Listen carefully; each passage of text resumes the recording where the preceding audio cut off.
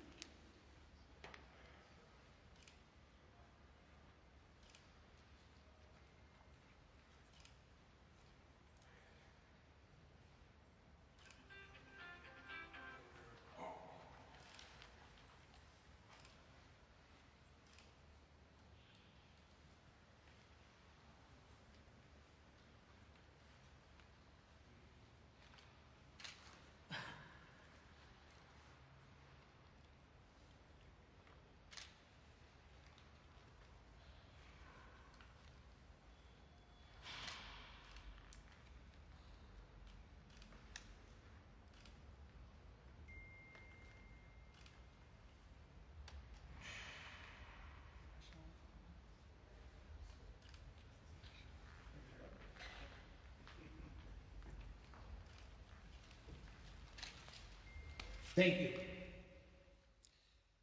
Now please remain standing for the singing of the national anthem performed this evening by Delia Juste.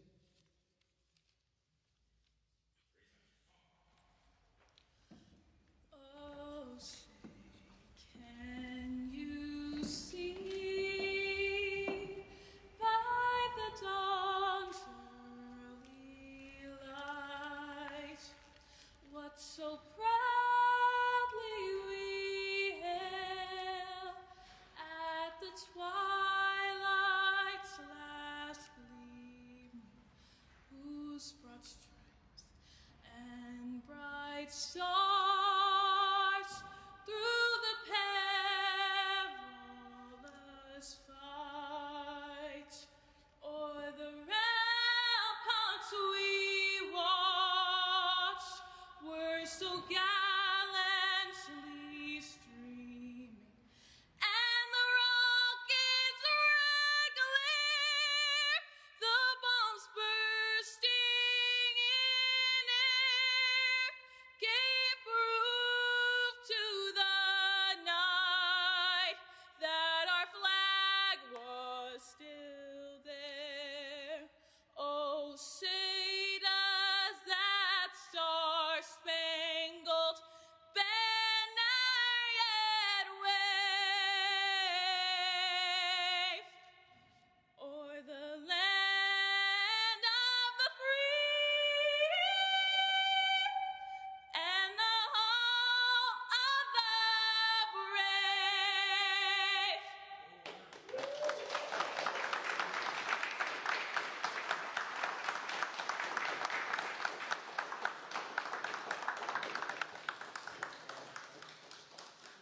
Excellent job. Our first speaker is retired NYPD Inspector Paul McCormick, the founder of Ground Zero 360.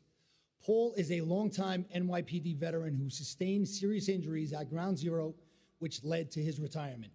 Despite those challenges, he has dedicated the last 15 years to building and sustaining Ground Zero 360. He speaks tonight on behalf of the organization. Paul, come up.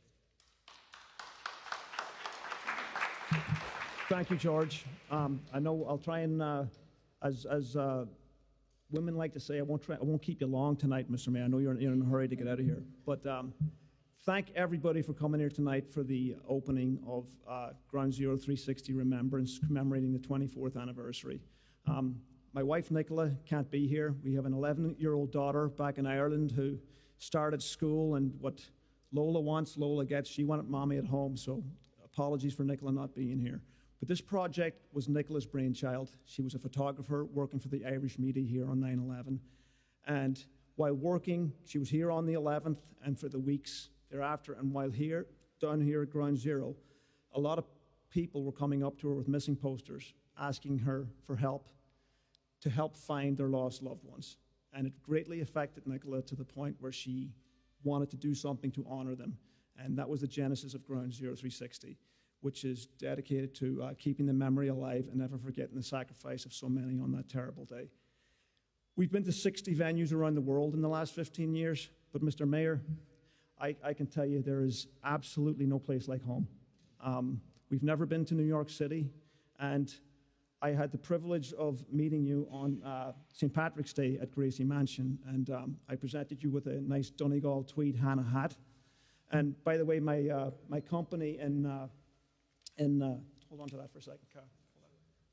My company, the company Hannah Hats from Donegal is my grandfather's company, and they said no matter what happens this year, the way you wore that hat, they have a spot for you as their model for Hannah hats coming next year. So you have a slot. Yes. But again, to your staff, to Paul Persaud, Alexandra, your staff, they've been nothing but so tremendously helpful, so hospitable and gracious to us here. And I could not be prouder of all the venues we've been to. This is such a stunning place for us to be in. And please give the mayor a big hand for having us here. You're a good man. Thank you.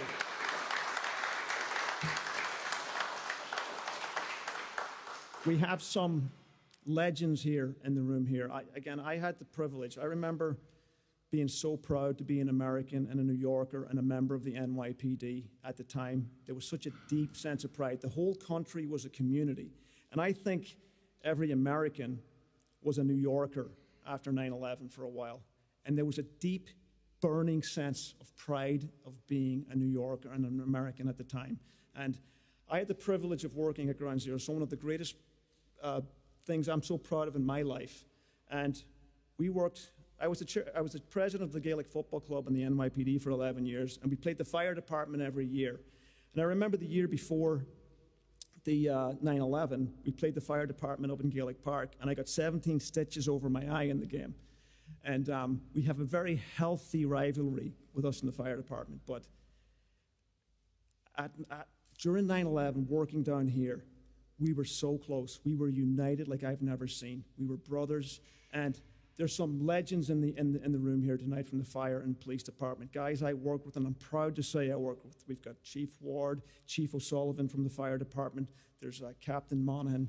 Legends here. Some legends in their own mind as well here, but great people that I'm proud to have worked shoulder to shoulder with you guys down there. Other people, Carl Haggerty, thank you for everything. Give Carl a big round of applause. He spent 6 months working on this. There's two very special people here tonight, and I'd be very remiss if I didn't recognize them. Tom Lynch, where are you, Tom? I can't, my vision's not good, but Tom lost his brother, Michael Lynch, firefighter Michael Lynch, on 9/11, and we're privileged to have Michael's personal effects as part of our exhibition, but there's two paintings right here, one of Father Michael Judge, one of Moira Smith, that Irish painter Jim Fitzpatrick did. He did a series called Lament for the Fallen. His last painting was a firefighter, Michael Lynch. And we're honored to have Tom here representing the Lynch family. Thank you for being here, Tom. We also have retired NYPD police officer Jimmy Smith. Jimmy lost his wife, Moira. Thanks, Jimmy, stand up. Jimmy lost his wife, Moira, on 9/11, and Moira's probably one of the biggest inspirations for me in my life of what it is to be a selfless, heroic person, taking care of others without regard for your own safety and regards for yourself. She's a credit, Jimmy, and we're just always honored that you're here with us all the time. Thank you so much, Jimmy, for being here.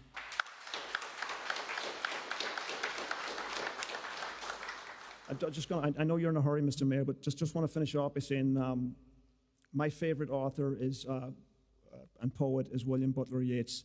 And after the 1916 uprising, he coined the phrase, "A terrible beauty is born," after such a horrible events in the uprising in Ireland. And I would like to think something great came out of what happened at Ground Zero. Again, I work in here, I thought we would never get it cleared out, but we worked together. I'm proud to have worked with you as well, Mr. Mayor.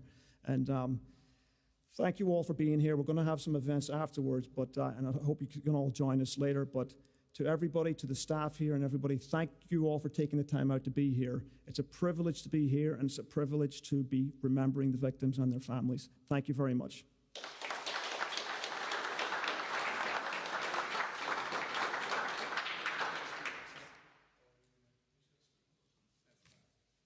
It is now my pleasure to introduce the Honorable Mayor of the City of New York, Eric Adams. Thanks so much. And you know, the saying was often heard that we all gave some that day, but some gave all. And when you think about 24 years ago, my son was 6 years old at the time and did not fully understand the scope of what happened on September 11th. I was a lieutenant in the 88th precinct. It was on election day. There were elections taking place, and I remember when the plane first struck the tower, the first thing that came to my mind was terrorism. And when you think about 24 years later, and after the attacks, you saw this high level of patriotism.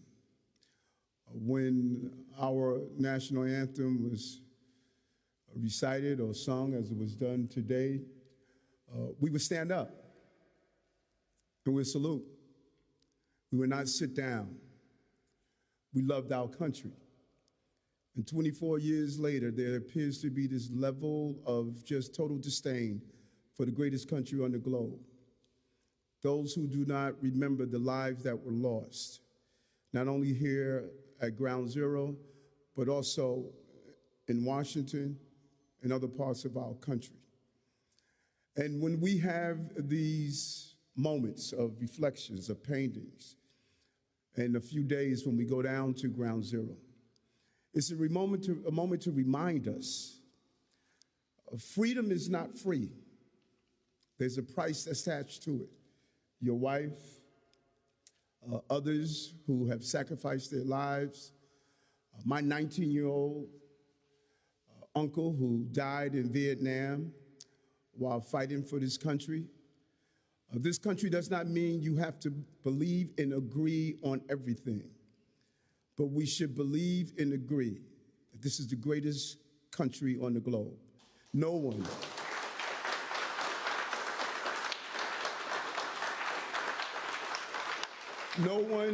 as I say over and over again, no one lines the border to leave America. They line the border to come in America. And those who are here should understand that and never take this country for granted. And our responsibility and obligation is to fight for this country and our way of life from foreign and domestic enemies. We must protect our way of life. And when I put on that blue uniform, and my kid brother put on that blue uniform, and my uncle put on the army green, and my other uncle put on that uniform to defend this country, we did it because we believe in this country. And it was a devastating day for us when we saw our center of trade collapse. And even as it collapsed, there were those around the globe who cheered to see the destruction that took place in our country. They said America was over because of what happened on September 11th. But something amazing happened on September 12th. We got up. Teachers taught, builders built, retailers sold their goods. We showed the entire globe what we were made of. And because we got up,